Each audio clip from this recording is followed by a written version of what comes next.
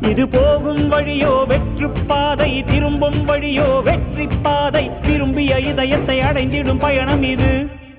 கடல் தாண்டும் பறவைக்கெல்லாம் வழியில் மரங்கள் கிடையாது. ஆனாலும் கண்டம் தாண்டும் சிறகுகள் வலிக்காது. மலையேறும் எறும்பின் கால்கள் வெயிலை மிதித்து உடையாது. மனதோடு காதல் வந்தால் மனிதா தடையேது.